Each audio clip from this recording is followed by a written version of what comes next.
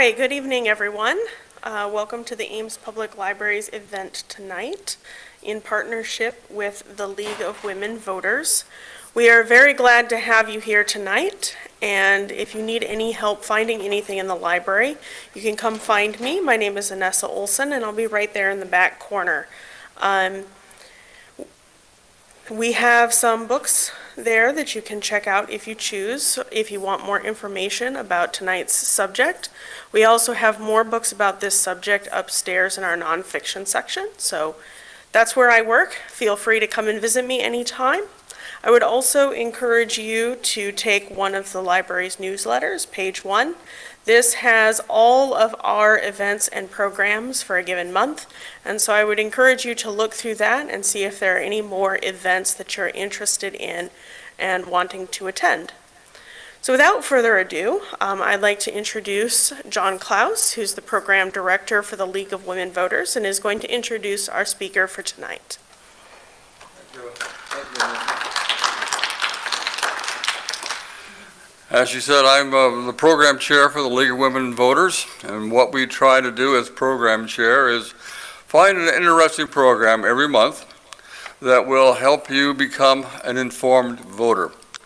And part of being an informed voter is learning about the civic activities that occur in your hometown, but also about the governmental establishments, operations, programs that affect your nation as a whole. And certainly in that regard, the United States military establishment is one of those critical operations and activities of our government, of our national government. Wars are never popular, and they're never without controversy, but they're always necessary. And so we have tonight as our speaker and instructor, retired Lieutenant Colonel Richard Smith, who was the chair of the Department of Military Science and professor of military science at ISU, head of the Army ROTC, Reserve Officer Training Corps, at the university. And Rick has been, is a graduate of West Point, a professional military man. He served all over the world, been deployed to Afghanistan and other parts of the world. But the thing that you have to realize is that the military is never the one that decides where to go. That's our decision. And so we need to learn about what their capabilities are and make informed judgments as to how to responsibly deploy our military establishment. So Rick will tell us about that. He has a master's degree in public administration and, a master's degree in business administration and a master's in public health. He's brought his learning and skills to many parts of the world, and will tell us about the military, how it's organized, how it's deployed. I served in the military in 1967. I'm sure it's changed in some ways, probably not changed in all ways. So I'm going to be very interested in learning about today's military. So with that said, Lieutenant Colonel Richard Smith. Thanks, John. That is a lot of pressure. Having an interesting topic. We'll have hopefully a good presentation where everybody learns something here. I'm going to go wave tops on kind of how the Department of Defense is structured, how it breaks down to the different branches, into some of my experiences in Afghanistan, and some of the impacts of the withdrawal from Afghanistan. So thank you for giving me the opportunity to speak here. As John mentioned, I am Rick Smith. I spent 27 years in the U.S. Army, both as an enlisted soldier, as an officer. And the pictures here kind of showcase that from my time as an enlisted guy on the top left there to when I was a cadet, to when I was a lieutenant, and married my beautiful bride who's sitting back there, to my time in Afghanistan as a young captain. And the picture on the bottom left there is my return ceremony when we got back from Afghanistan on my second tour. And that little tiny girl is sitting back there, and she's 17 now. And then finally is just a picture of when I was at Iowa State, one of the military balls we had. So, as John said, I'm a graduate of the United States Military Academy, served in positions from platoon leader to battery company command, which is about 100 folks, to an operations officer for an 1,100 person task force that had 11 functional maneuver units, so fairly large structure there. And then I got blessed with the opportunity to come to Iowa State and lead the ROTC program there. And while we were there, I had some amazing people work with me, and I was smart enough to let them do their thing. And we won the best program in the country 3 times. And we have, and as I used to tell the prospective cadets as they come in, I have the trophies and the plaques on the wall to prove how good we are. So, with that, let's talk a little bit about, after that little intro to me, let's talk about some big picture. The Department of Defense, which is made up, total DOD is about 3.5 million people, and probably a lot of you would be surprised to know that 900,000 civilians help keep the military organization going. And where they work in is they provide a lot of continuity in places. They provide, if you deploy overseas, even in Afghanistan, we had what we call AFEs. We had the post exchange. We had people there, selling those sundries that you needed all the time. Bosnia, Afghanistan, Iraq, all those civilians that volunteered to come over and do that. All right, so you have probably heard the words NORTHCOM, SOUTHCOM, Special Operations Command. You've probably heard those words floated around all over the place and wondered exactly what they were. Well, this is it. So we've broken down into 7 geographic commands. You can see those up there. NORTHCOM, obviously United States area, and AFRICOM covers Africa. So these regional commands, and they are responsible in those regional commands for utilizing and integrating air, land, sea, and amphibious forces under their commands to achieve U.S. national security objectives. That was a lot. Sorry, I had to read that one off. And the functional commands operate worldwide. So think of those geographic. They have a certain area that they're focused on, and they learn and they work in that area. They learn the culture. They learn how things operate, and they are focused there. And then the functional commands, for example, Special Operations Command, they operate globally, so they can operate anywhere throughout the world. So think of those transportation. Everybody has to go everywhere. Special Operations, they're operating everywhere, and I'll show you a slide on that in just a second. Any questions on that? Does that make sense? Because I know those words have gone out there quite a bit. Go ahead. So in the European, it includes Russia? It does that. So it's not necessarily that we have people in Russia doing it. You're responsible for that region. So even those parts of South America and Africa that we won't have forces, we're responsible for understanding what's going on there. So, I mean, we have a region that includes China as well. Yep. Okay, what a lot of folks don't know is that we operate throughout the world quite a bit. There are special forces deployed to 138 countries in 2016, and that trend keeps up. But that's the latest data I had, which was 70% of the world. Did anybody know that? Did anybody realize that we had folks operating, besides Dave, who was a special operator, operating in all those places? Yeah, I mean, it's pretty amazing stuff. When it comes to questions, if you could repeat the question for the streaming audience. Oh, yeah, absolutely. Okay, and then even to point that picture home just a little bit more, this is where we're operating all over the world, whether it's training forces in someplace in Africa or conducting counterterrorism operations and working with host nation units. So I'll let you look at that for a second. It is a pretty broad spectrum of where we are operating. Yeah. I see the two icons, the blue star and the origin thing, but what's the red and the green? What's the legend for those? So the question was, what is the red and the green on the map? And that is different places that we go in and out of, that will operate to and then pull out of there. So it's not a permanent place that will shift in and out. Any other questions? So the United States actually have bases in all those countries? If we don't have, we probably don't have a permanent base in all of those, but we will work with the local national forces. So Croatia, for example, we have Seabees that have gone in and helped build up Croatian bases, and we can go and use that as a training base. Is anybody watch the movie 13 Hours? Remember that? 13 Hours in Benghazi? In that movie, that was when the Ambassador Stevens was killed.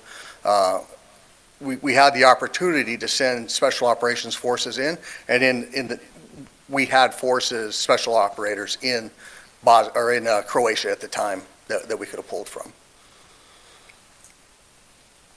And speaking of Croatia, so we talked a little bit about where we operate all over the world, and we conduct training opportunities. So I had the opportunity to take Iowa State cadets from all across the country. There were a lot of Iowa State, because I had some influence on that, to Croatia and to train with the Croatian Defense Academy. So it was a great opportunity for those cadets to see how another nation, their military academy, and it was a lot of fun because I had the chance to send cadets to work with their naval guys, with their Air Force guys, and with the Army. And I won't lie, the Air Force and Navy had more fun than the Army guys, but that's usually the way it is, right, Dave? What I did, one question. Well, Well, I see women up there. Do you happen to know in the U.S. military the percent of women? we'll get to that in just a second. But for that trip, I had the chance to bring the Marine Corps officer from Iowa State Naval ROTC. I worked with Cadet Command and got that female third from the right. She is an Air Force officer, a captain. I was able to bring her to work with our Air Force cadets. And then the young lady right in the middle was my Army captain that worked with the Army cadets. As I went to different places, I was able to have them there.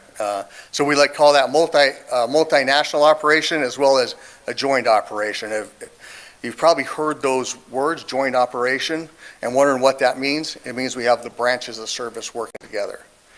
If you've heard the word combined arms, that means we have different branches of the Army working together. So we have our helicopters working there for our infantry, working with our artillery all together. But this was more of a joint and coalition operation, because working with the Croatian Defense Academy. Any questions on that? Okay. So we talked about different, and I'm getting to your question. It's just not yet. So we talked a little bit about how we're deploying all over the world, and we saw that in 138 different countries. That takes a lot of people, and as we know, we started deploying more units into Poland, Lithuania, Estonia, as Russia is going into Ukraine, to provide both training and deterrence. So what they do is they take entire units from the U.S. and push those into those Eastern European countries. But what I want to show you is the impact it has on our force, of how many we're taking, and compare that to some of our allies in Europe. So Germany, you can see here, and how many folks they have. You can do the math. It's about 3,000 troops deployed worldwide right now. The UK is a little bit more involved and does stuff with us more often. I know this for a purpose that everything's written really small here. The UK has about 7,000 deployed worldwide. Can anybody guess how many troops, Army, Navy, Air Force, Marines, Space Force, that the U.S. Military has deployed worldwide? Probably up to 600 or 700,000. Right now, we have 200,000. But and it was a lot more once when we had folks in Iraq and Afghanistan. But now that we've come out of there, it's a lot less. But compare that 200,000 to 7,000 or 3,000. And that's quite a burden. It is not inexpensive to send folks to all these different places. Okay, so now we'll talk about force structure, and I'll tell you some percentages. Okay, so the Army makes up of that big number picture we had of how many, the 3.1, I believe it was, million. The Army makes up 47% of that. Basically, that's where the most important ones and all of DOD. And I like to keep the one, and I highlighted the bachelor's degree, because what I want you to keep in mind, so 24% of the total Department of Defense force has a bachelor's degree or higher. But keep in mind, a lot of those, and the average age is 29, so we have some on the higher end, old guys who got out at 40 like me, but then you got most of those, to even that out, you got most of those are like young kids who just came in, working on that first, second enlistment, so they haven't had the opportunity yet to get out of the military and get those degrees, but a lot of them are working on their degrees while they are in. They have tuition assistance programs while you're in, where the government subsidizes, at least this, a few years ago, was $750 per credit hour for these kids while they're in. Now, it's approved by their commanders, but it gives a lot of folks, a lot of these kids, an opportunity to get degrees while they were serving. Dave, what do you have? Master's, MBA. Dave was an enlisted airman, and he got out, was able to utilize that GI Bill, and he's one of the senior leaders at our company now. So what they're able to do with those degrees and move on, and it's more than just that 24% is what I'm trying to get at. It is the educational opportunities are amazing. And as John mentioned, I came in as an enlisted. So I didn't have a degree when I came in. I qualified, I went to the prep school. At the time, only 300 folks were accepted to the prep school at a time, about 150 of those from the active force. And of that 300, about 150 got into West Point.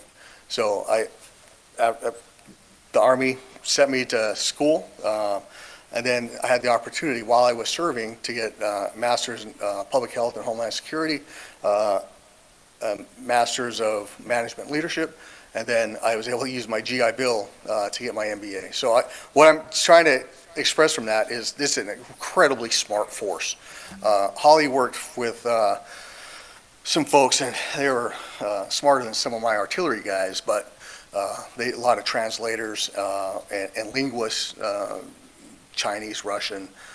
She had a couple of folks that had law degrees that were enlisted. Not officers. Just an incredibly smart force we have,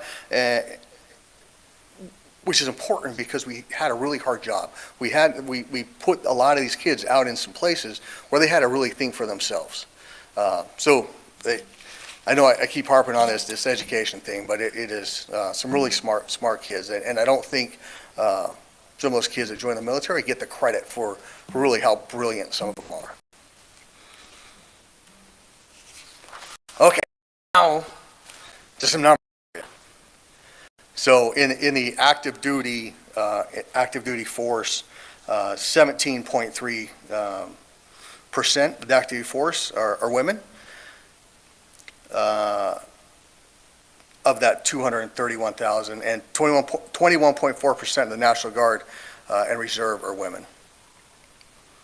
So the Guard forces are a little bit more, that 20%, and we're just under that on the active force at 21%.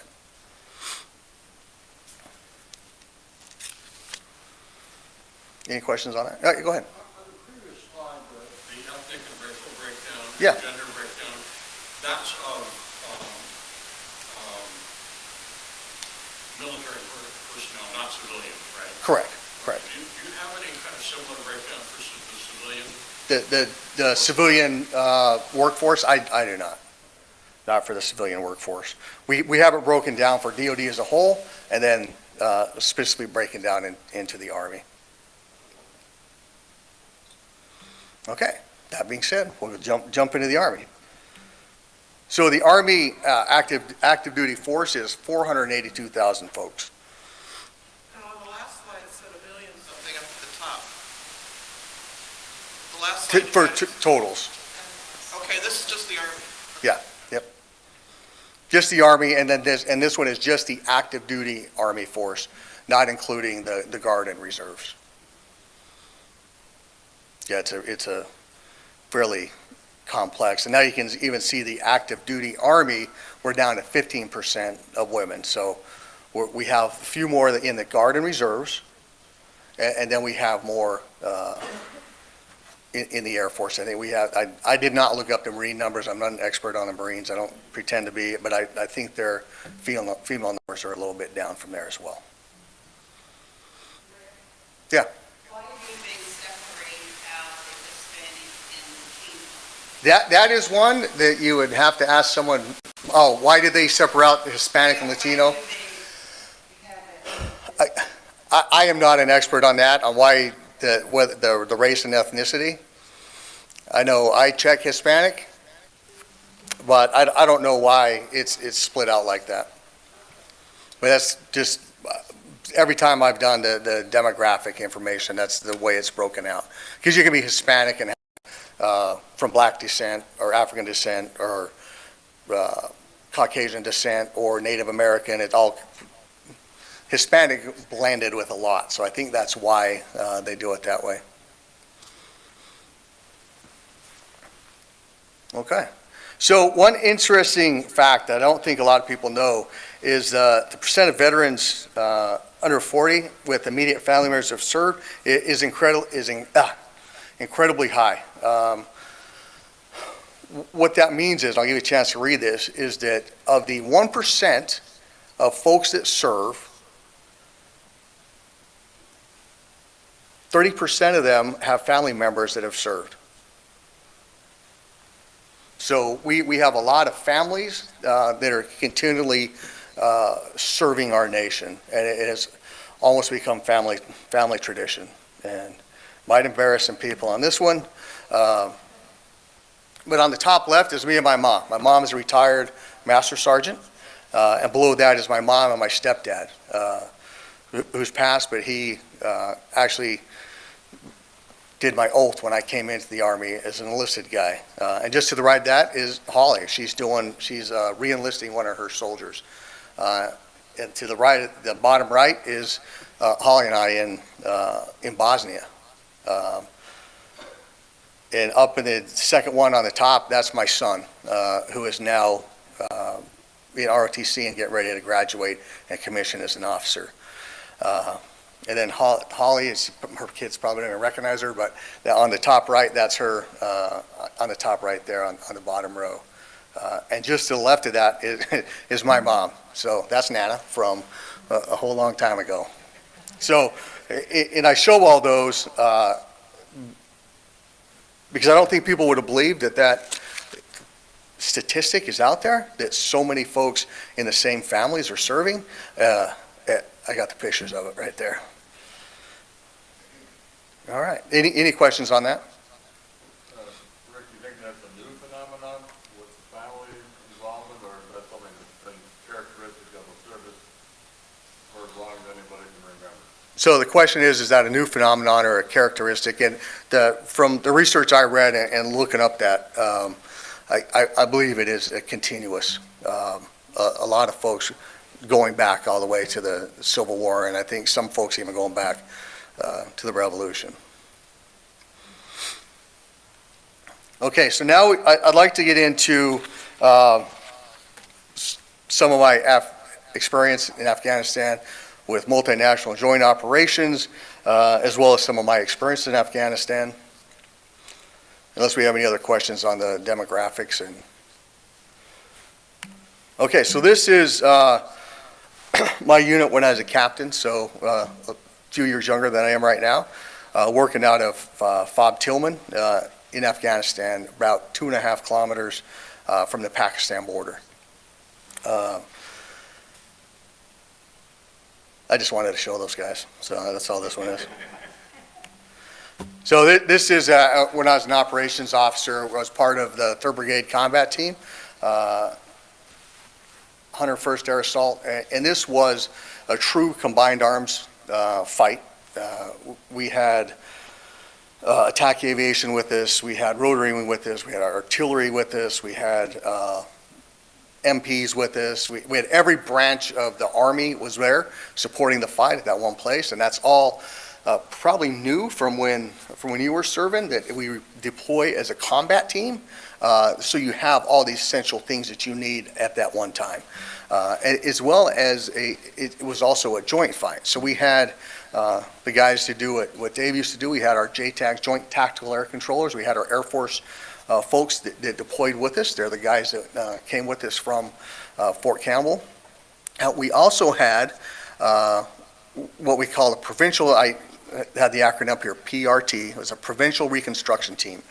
And that was made up of folks from Department of State, Department of Agriculture, the DEA, law enforcement professionals, and all of them help us to provide services to the Afghan people. So they were a separate team that would go out and help with rule of law, help build governance while we were there. And that our particular one was led by a Navy captain. So it's really interesting. So it's an interagency fight. I don't know if it got broadcast enough or talked about enough that this wasn't just military folks out there. We had professional Department of State folks out there. In fact, the guy that was our partner is now one of the top Department of State folks. I think he's in Colombia now, in South America. So these were jobs for someone from state to do, but they were out there with us every single day. And then obviously we worked with our coalition partners, with our Afghans, who sometimes got a bad rap. But those folks worked with us every single day. They were out there on patrol with us, and there were politicians making comments when it was time for us to withdraw, that they need to learn to defend themselves and do their own, defend their own country. But I'll tell you, 60,000 Afghan soldiers died. About 100,000 civilians were injured in that fight. They were fighting. They were fighting up until the last. And we'll talk a little bit more about the withdrawal. Go ahead.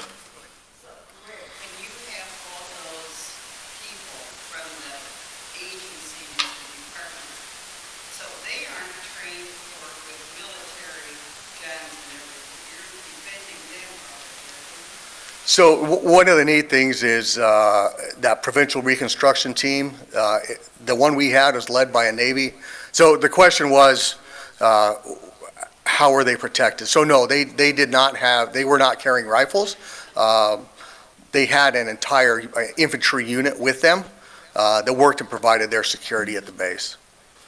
So our PRT, I hate to go back to the movie again, but if you've seen Zero Dark 30, the movie about tracking down bin Laden, there was an explosion at one of those camps outside of FOB Salerno. It was called Cop Chapman.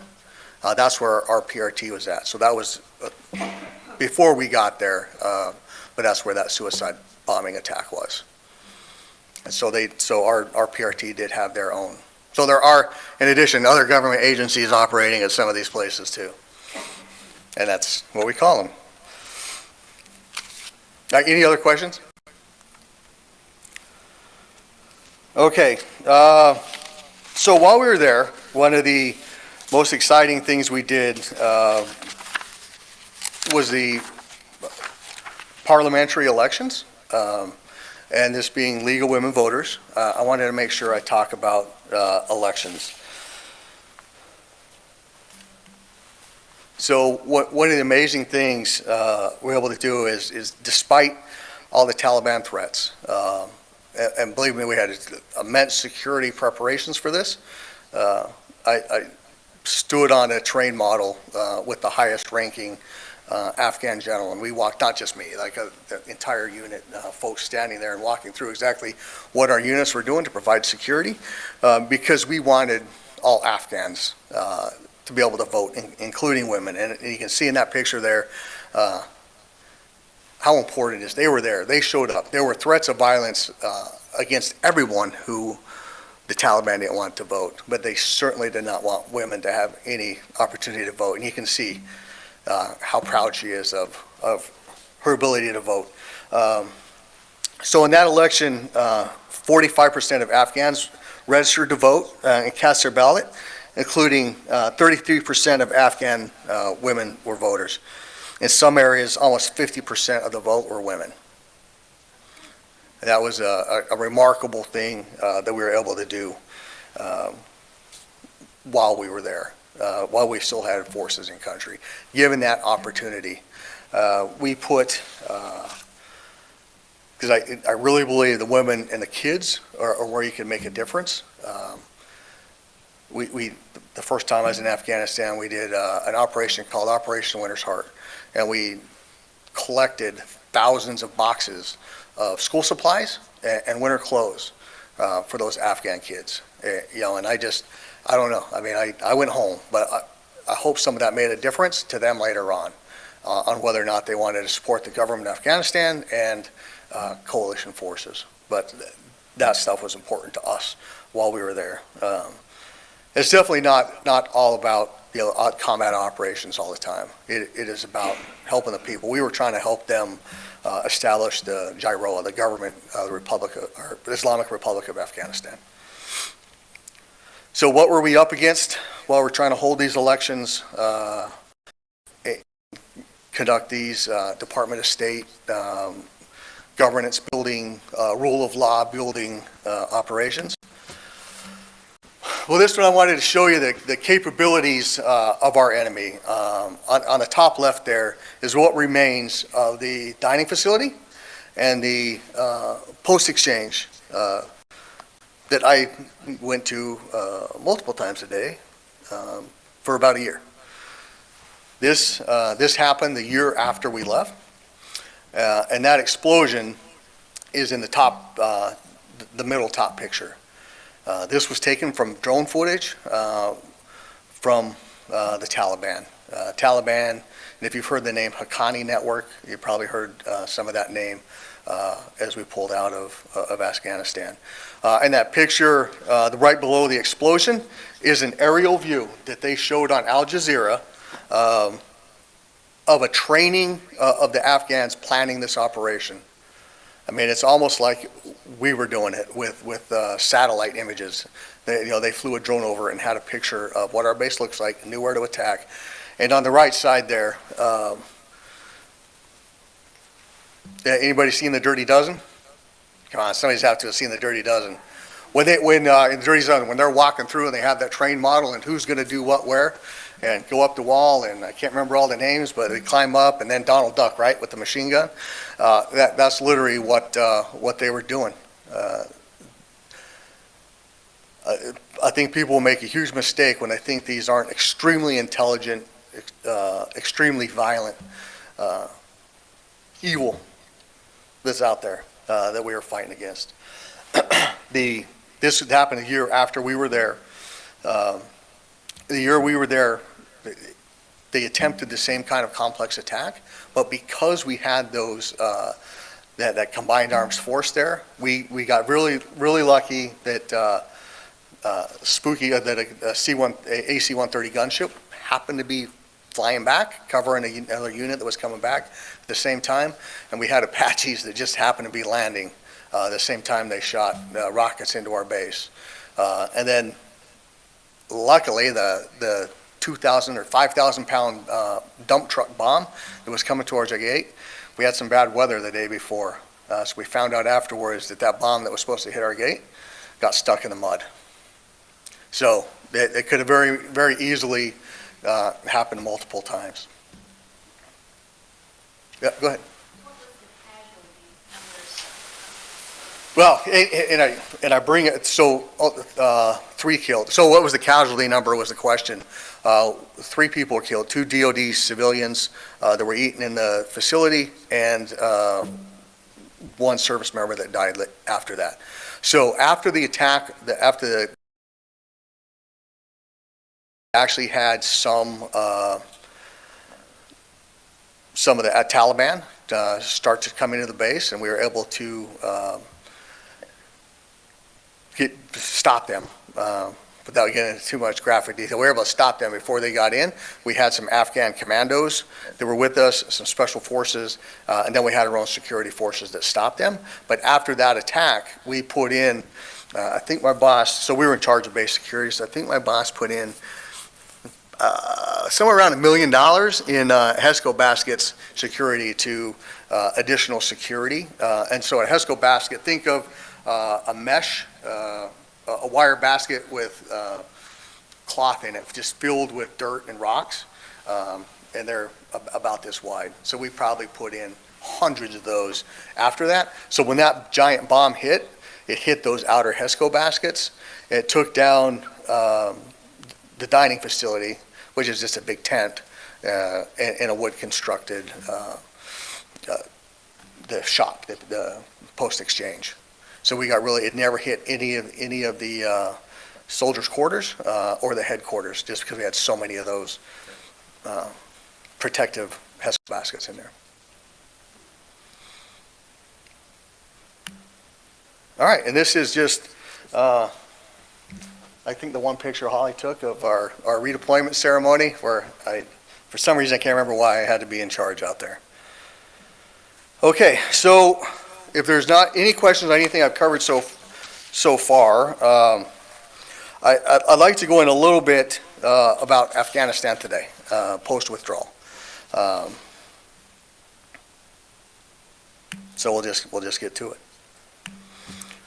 So everybody remembers these iconic images of the airfields getting flooded, people hanging onto the airplane as they're trying to take off, and folks falling off. I think a lot of times in the United States people feel like they're oppressed and it's a bad place, and the United States isn't good for everyone. But think about a place where you want to get out of there so bad, you're willing to hang on to an airplane. That's kind of scary to me. And we made several mistakes. We had Bagram Airfield that we've been operating for 20 years out of. We gave up that strategic position and decided to go out of the Kabul airport. And then we made the mistake of letting and you won't hear a lot about this, but we let the Department of Defense, instead of the military, whose job is to do non-combatant evacuation, getting rid of civilians, let civilians get out. We put the State Department in charge. To this day, I don't know why, but what that did was keep our military confined to the airfield. So they could not get out of the airfield to go rescue people. So they literally had to watch as the Taliban were murdering U.S. citizens who were trying to get in. So very frustrating time for those of us that spent 20 years, either in Afghanistan or working with a lot of Afghans. You can see this Taliban in this Kabul post-withdrawal. If you look at the weapons, the guy right in the middle and back, that is a U.S. M4 with a combat optics. The other one has an M16, which possibly the ANA had, but the one with the M4 with the optics, with the laser sight, was definitely had to be one of the special operators of the commandos. So what they did, and I'll recommend a book at the end, is one of the guys that was part of one of our elite units, one of the Afghan elite units. The Taliban compromised him, and then he knew the names of folks to go after. So they were literally by name hunting people down in Kabul. So what other impacts did this have? And some of this is not pleasant, but you guys didn't come here for BS, right? You want to know what's really going on? So this was the where the women's affairs, Department of Women's Affairs, and it was disbanded and replaced by the Ministry, let me get this right, Ministry for the Promotion of Virtue and Prevention of Vice. A reporter after, because remember you guys, the Taliban said they were going to keep all the women's rights, and they were going to keep all the progress that had been made. They made all these promises, right? So in an interview, the interview begins, and I'm quoting here, the interview begins with the journalist asking if the Taliban would uphold women's rights in Afghanistan. To this, the militants replied that women's rights will be enforced as per Islamic Sharia law. The woman journalist then questions whether women politicians will be able to stand for elections, and if the civilians can vote for women leaders, or vote women leaders to power. After hearing the question, the Taliban burst into laughter, one of them asking the cameraman, stop rolling, saying that the question made him laugh too much. So what is some of the impact on this debacle of a withdrawal? Besides giving up strategic territory, we can have more discussion on the strategic location of Bagram Airfield as it pertains to Pakistan, China, India, Iran is kind of central to all of that. I mean, we can have a broader discussion on that later. But hopefully some of you know that on the left there is 1970 Kabul. Probably looks a lot like you might have said 1970 San Francisco or Des Moines or New York. Afghan women were first eligible to vote in 1919, only a year after women in the UK were given the right to vote, and a year before women in the United States were allowed to vote. Now, women are banned from going to school or studying, banned from working, banned from leaving their house without a male chaperone, banned from showing their skin in public, and you can see once they hit puberty, they will have to cover up, and that young lady in the picture there is not there yet. Banned from showing skin in public, banned from accessing health care delivered by men, so they can't go to a doctor. With women forbidden from working, health care is virtually inaccessible. And they are banned from being involved in politics or speaking publicly. Throughout 2022, along international calls for Taliban authorities to respect women's rights, some Afghan women protested and had some processions in Kabul demanding the right to work, education, and political participation. In response, Taliban security forces arrested, violently dispersed, and at times tortured women's rights activists, according to many human rights groups.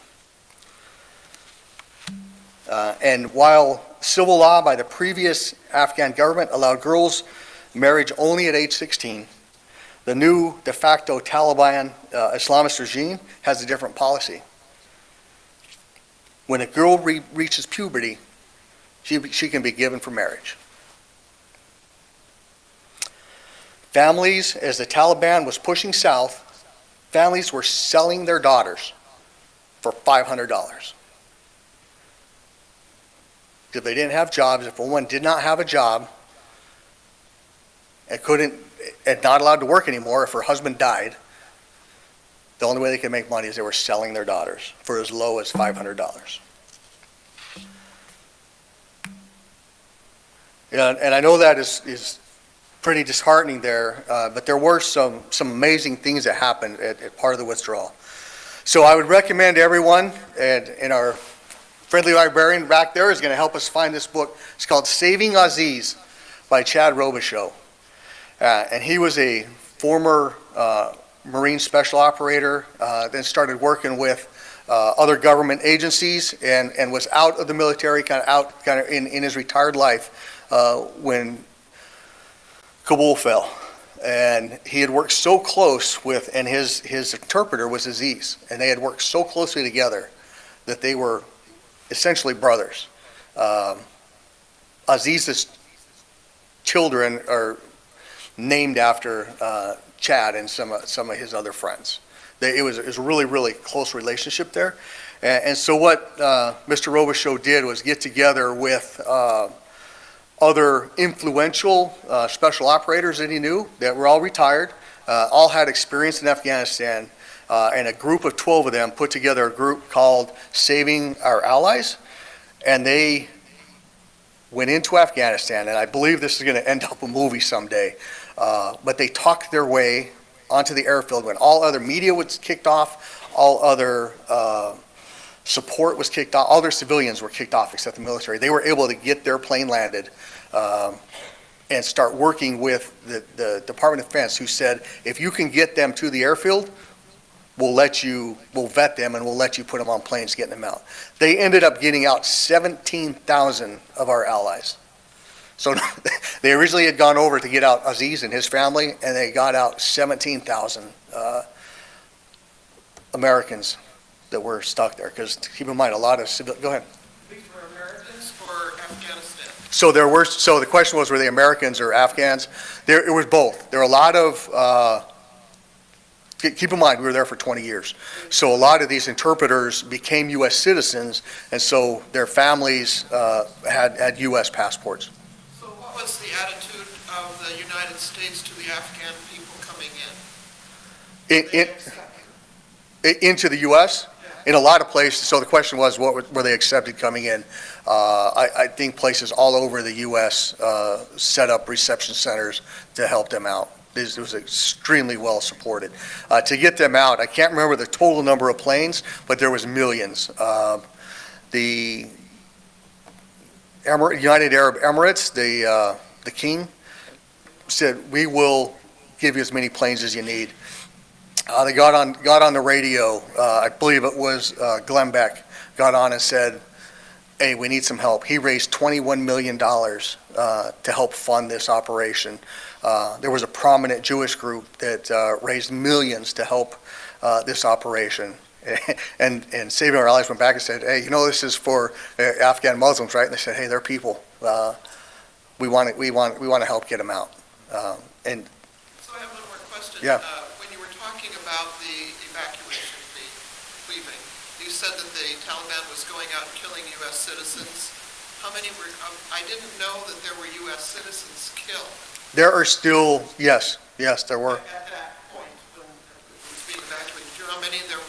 I don't know the exact numbers on how many were killed. We're still trying to get numbers on. We heard that. Yeah, we didn't. So what happened was, because the evacuation was turned over to the Department of State, we couldn't push that second layer. So we had the airfield, but we couldn't push a second layer of security out. Our friends, the Taliban, that the State Department was negotiating with, they said, oh, we'll protect you from ISIS. We'll be the outer security. So when a U.S. citizen comes up with their blue passport,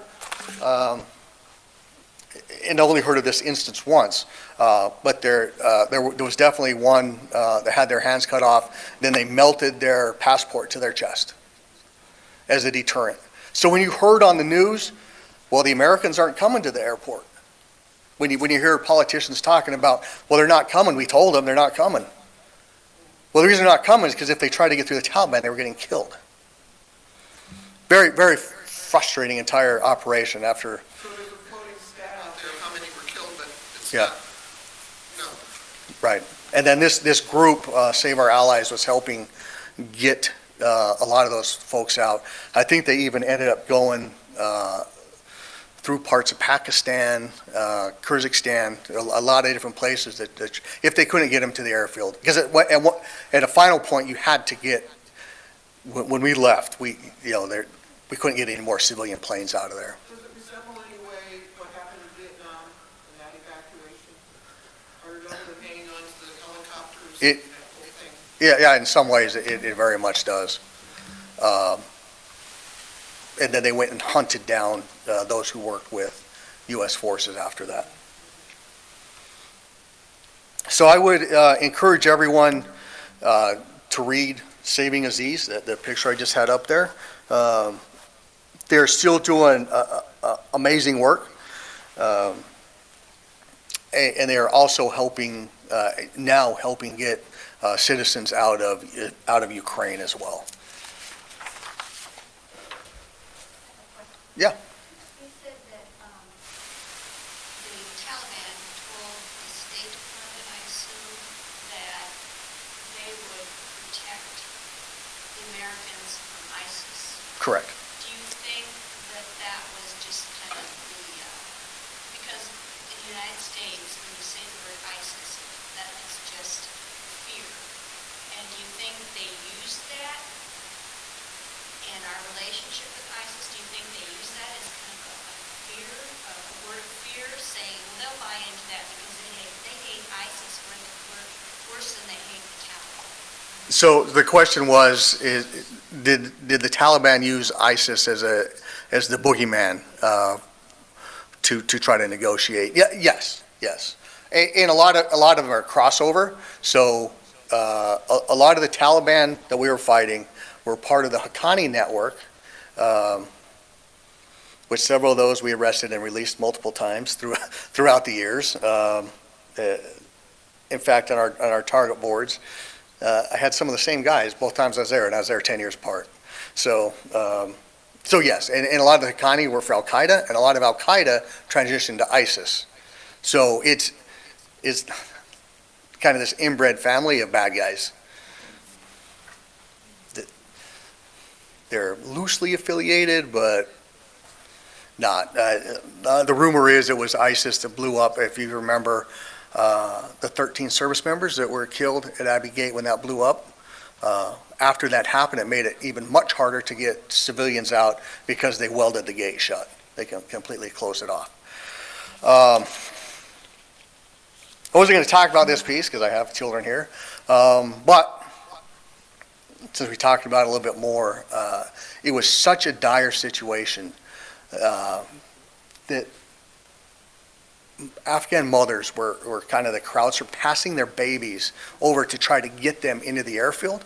What they didn't know is that the top of the airfield was surrounded by concertina wire. If you know what that is, it's really, really sharp barbed wire. And they were throwing their babies over, and some of them were landing in the barbed wire, in the concertina wire. One of the guys that was working with Saving Our Allies counted 6, and that was just one guy. So that is the end of the. And I know I talked a whole lot, so I didn't give you a whole lot of time for questions. Go ahead, sir. Go back to the first half of your presentation. I've read over the years that various commentators concerned about the separation since the end of the draft between the population at large and the military. How much of a problem do you think that is? So the question is there a separation after the draft? No, I mean, there is a separation. You're right. I think it's a problem. Is it a problem since there is no draft? I don't think so. We work with a lot of places around the world that it's a mandatory military service. And I think we have a much, much more professional force. We have we have great officer training programs, because I was associated with 2 of them, so I know that. But the soldiers we get in are just amazing. I worked with the NCOs are smarter than any officer I ever met. Just amazing, just great people we work with. And I think we would lose some of that if we had a mandatory service aspect.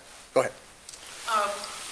What is your opinion about the comments about the politicization of the military?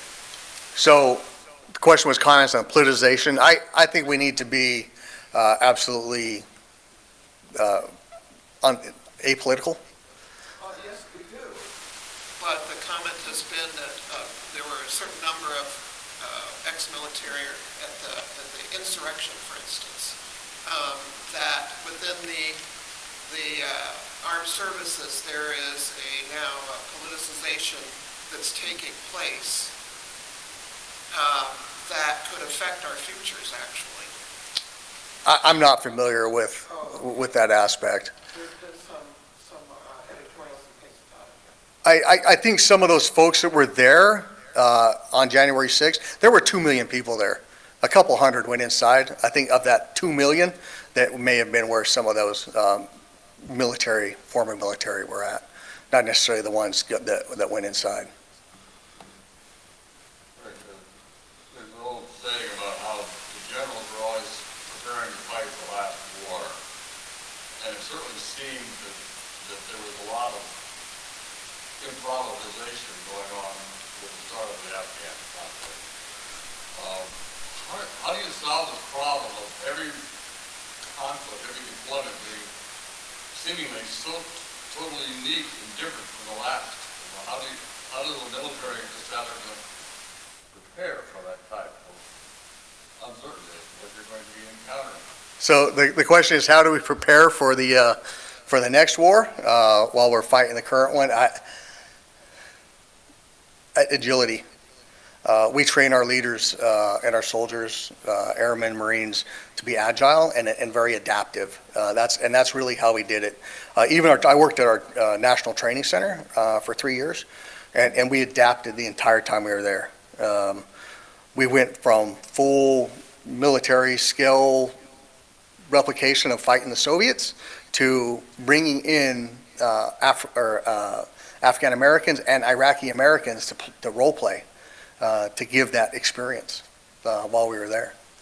So, a follow-up question is, from what you're saying, does that mean then that the traditional Army division is obsolete? So the question is the traditional division obsolete? No, we have even gone back to that, and very quickly, because of the leadership we have within the military, very quickly went back to those full-scale, like you would think of the Soviet days, being able to fight. One of my very best friends is a command sergeant major of a brigade, and he just got back from Poland recently, and he's extremely well-trained, extremely motivated soldiers who come back and keeping that base military skill sets while we're out there. Even in Iraq and Afghanistan, we still had physical fitness tests, and then some artillery still had gunnery. We had, even though some of what we had to do computerized testing, we did that gunnery on computers to keep those base training sets. Yes, ma'am. Could you talk a little bit, please, about recruitment? Is it a problem? Are we able to meet the numbers? I'm assuming there's quotas of some sort. And also the process, what does one have to do to qualify to be accepted into the Army? So I am not an expert on this, but I do know we are extremely short on our recruiting goals right now. And one of the reasons is because kids aren't qualifying. And one of the reasons they are not qualifying is obesity and drugs. So even though a lot of places drugs are legal, for the federal government they're not, and you have to test to get in. And couple that with until recently, last year or so, we've had a really, really good economy, and kids didn't need assistance going to college. And so one of my friends, who was actually an Iowa State alum, 85, General Al Bachelet, who was a three-star, he was in Europe, and then he worked at Strategic Command in Omaha, ISU, it was Cyclone, came back to visit us all the time. He was the commander for recruiting command for the Army. And he would mention that all the time. It's getting harder and harder to entice folks with education when there's so many other ways to get it. So those are some of the challenges. I think there was a hand in back. So going back to the Afghan evacuation, what was the decision-making process of who gets to decide, and, because you mentioned something about State Department taking over the evacuation process. So who are the decision makers at the highest level? So the question is, who are the decision makers at the highest level? I don't know. That is way above my pay grade. I don't know if it was the Joint Chiefs or if it was the president, or who it was, or who he was listening to. I don't know. Great, thank you.